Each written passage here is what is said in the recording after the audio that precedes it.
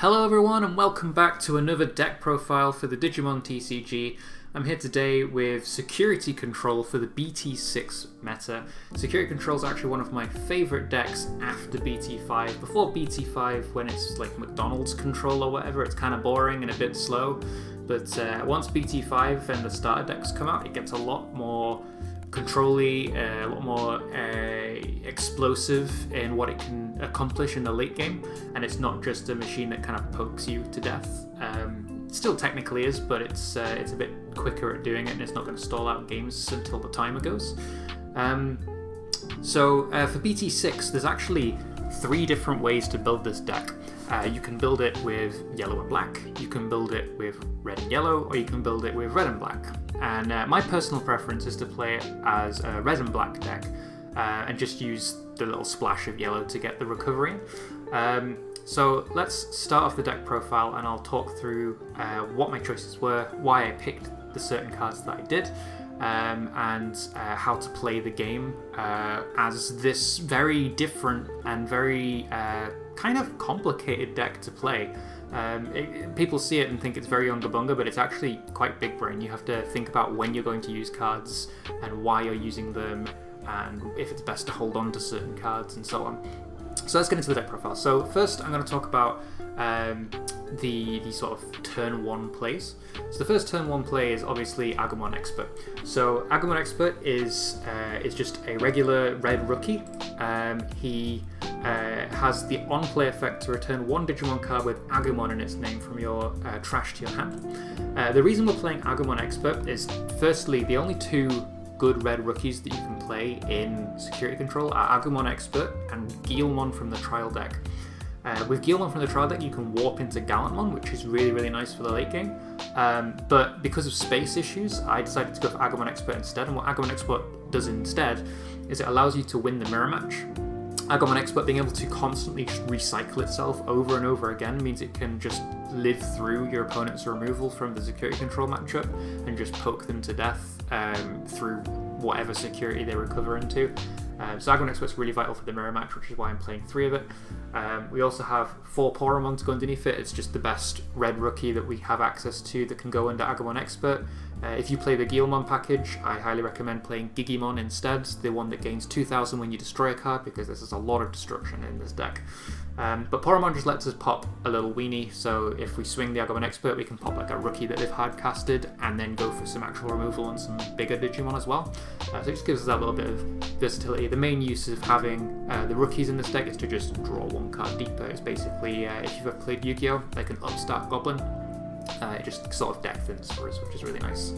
The second turn 1 play that we play is Cordramon. So Cordramon is a new Digimon from the blue trial deck, Old Force Digimon trial deck, coming out soon in England. But its effect is, if it's checked in security, you can play it at the end of the battle, so you get a free body, which is really, really nice for tempo and really, really nice for poking your opponent.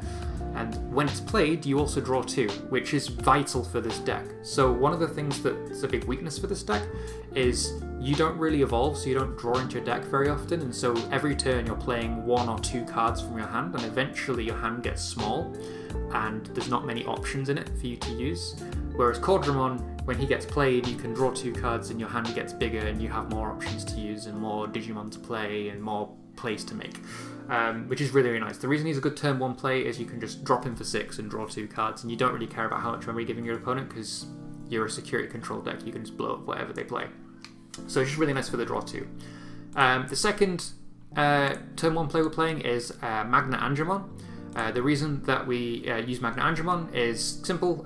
This is a Security Control deck, so if you recover, you are very likely to check into an option card that might blow out your opponent when they swing into security. So if you play Magna Angemon on the turn 1, you go up to 6 security and your opponent has that much more of a wall to break through to beat you. So yeah, Magna Angemon, perfectly solid card, 7 cost on turn 1, definitely a good turn 1 play.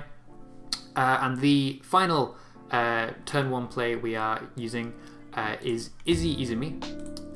So Izzy Izumi is a black tamer. This tamer enables all of our black options, which is perfect. It's also an amazing turn 1 play because it has the effect, reveal the top 3 cards of your deck. If all of the reveal cards are black, gain a memory, place the cards back on top of your deck in any order you choose. So we don't care about the memory gain.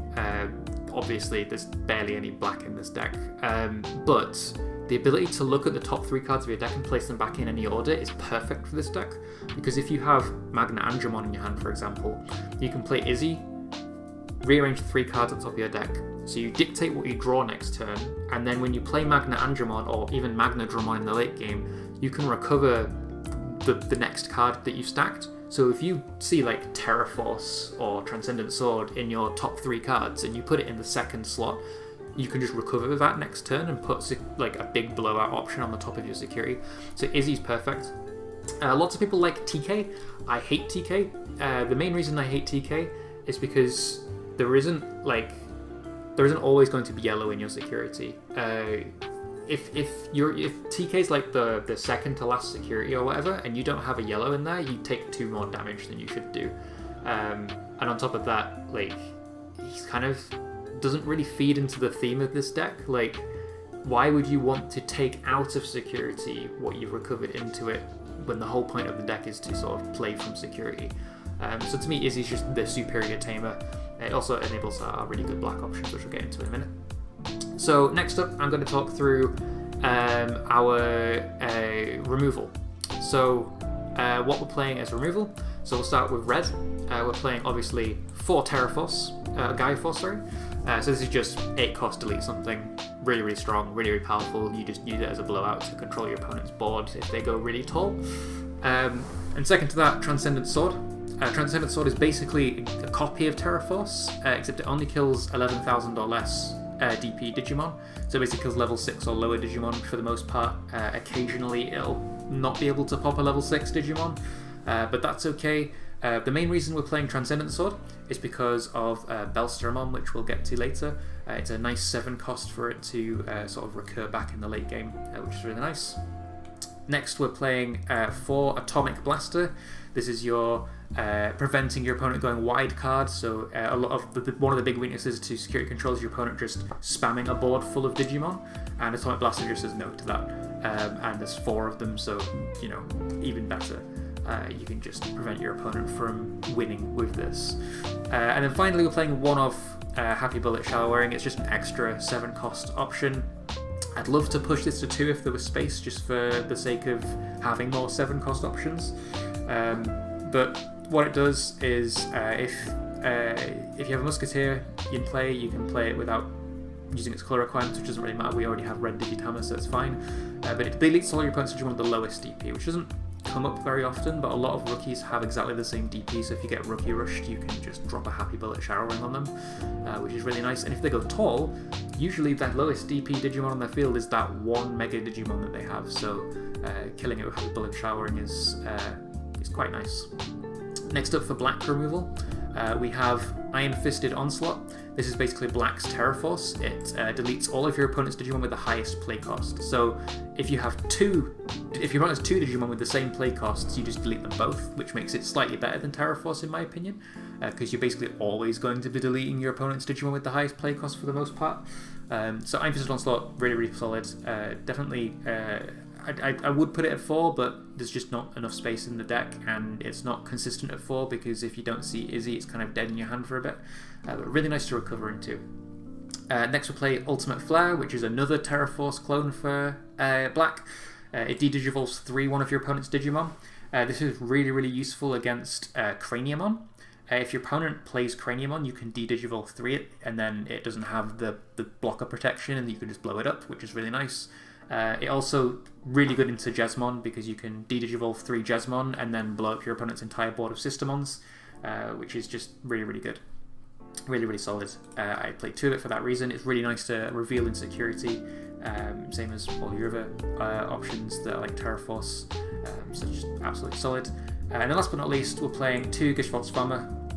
So Geshebots Bomber is a 7 cost black option, so again it feeds into Bellstamon. It doesn't really do anything in security, which is why we're only playing 2 of it. I might actually swap Geshebots Bomber around with Happy Bullet Showering, because Happy Bullet Showering actually does do something in the security, whereas Geshebots Bomber doesn't. So that's just something to test, something to change potentially in the future.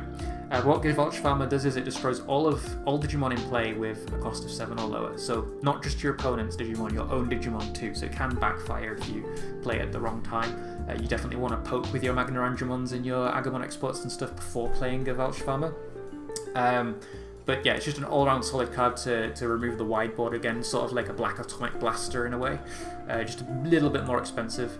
And again, I might cut this down to 1 and add an extra Happy Bullet Showering, because Happy Bullet Showering actually does stuff in security, whereas this doesn't, it just adds itself to your hand.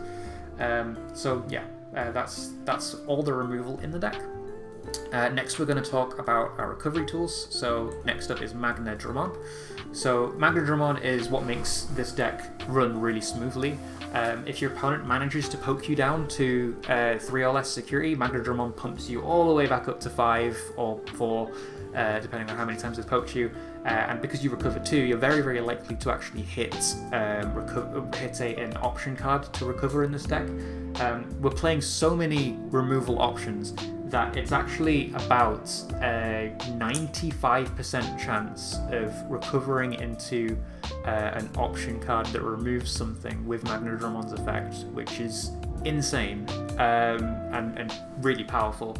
And to top it off, Magnadramon also has the effect that when it attacks, you can play a level 3 or lower yellow Digimon from your hand without playing its memory cost. So you can play Lucamon for free and get yet another recovery on top, which is really nice. Speaking of Lucamon, we're playing 2. The reason we're not playing more is because in the early game, it sucks. Like, you can't do anything with it. It's 13 cost for a 10k body that recovers 1. It's basically worse Magna Angemon, sorry. But in the late game, you get to play it for free from Magnadramon. You get to play it for 5 cost, which is better Magna Angemon. So the reason we're playing it at 2 is because we like to see it in the late game, but we don't like to see it in the early game. And because this deck doesn't draw very often, 2 makes it likely that you're not going to see it in your opening hand, but you are going to see it at some point, which is very nice.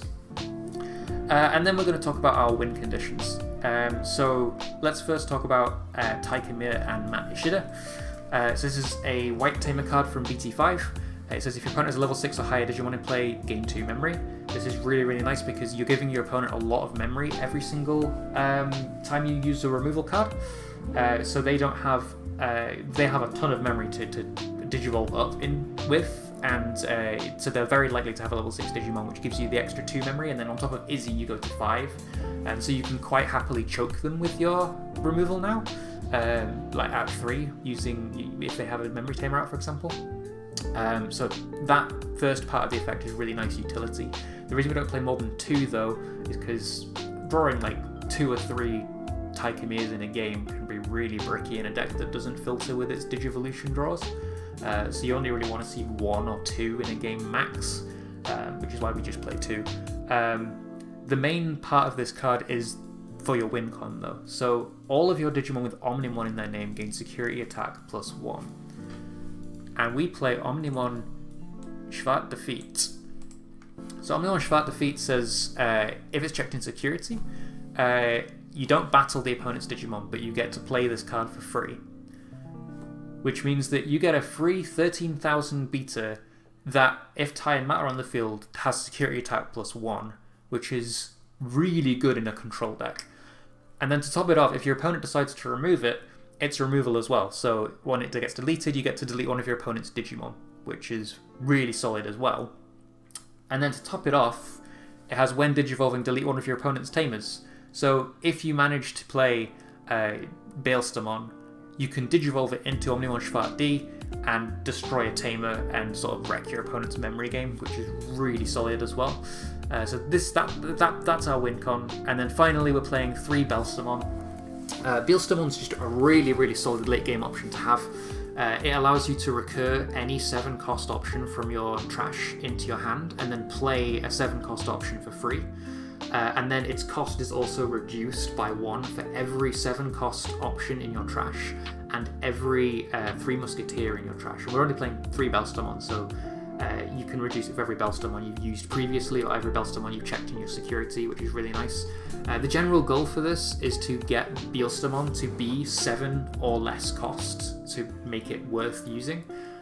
So we're currently playing a count of 4, 5, 6, 7 cost options, and we need to get 5 of them into the trash to make Bellstormon really worth it. And that sounds very unfeasible, but it's actually because of how long you can prolong the game with your removal. It's actually very, very likely to happen by the late game, having 4 to 5 options in your trash, plus Bellstormons on top. So you're very likely to get Bellstormon down to 7, 6 cost, but by the end of the game, and that's just really solid for removal with a body on top, which allows you to sort of poke and push the game. So this has been my deck profile for security control for the BT6 meta. Let me know what you guys think of this deck. I think it's a really interesting, cool concept for a deck. I know that it can be frustrating to play against, but it actually takes a lot of thought power to sort of play through this kind of deck, and you have to sort of play very differently against it. And I think it's really, really good to sort of teach people how to play against non-standard decks, as well as being an all-around actual control deck. I don't think there's actually been a real control deck in Digimon other than Shine Greymon, and this deck is actually a control deck. It's just a super fun style of play that's very different from any other deck you've ever seen. So yeah, if you like this deck profile, don't forget to like, comment, and subscribe. Let me know down below what you think about security control, and if you'd like to see some gameplay for it, so I can sort of discuss my mindset when playing the game, which Digimon to play at what time, which option cards to use when, and etc. And we can talk about that. And let me know if there's any other decks for BT6 which you'd like me to build and showcase and potentially play games with and show gameplay for in the comments below. But if you, thanks for watching, and I'll catch you in the next one. Peace.